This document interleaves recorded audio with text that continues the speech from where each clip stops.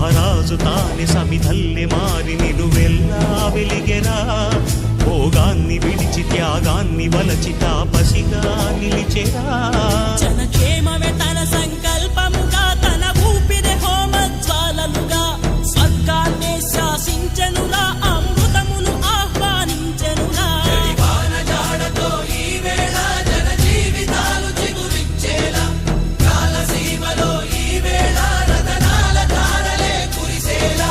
కల్లు కల్లు మని సిరిమూవల్లే చినుకే చేరగా, జల్లు జల్లు మని పులకింతల్లో పుడమే పాడగా, హరివిల్లు ఎత్తి కరిమబ్బు వాన బాణాలే వేయని, నిలువెల్ల మంచు వడగళ్ళు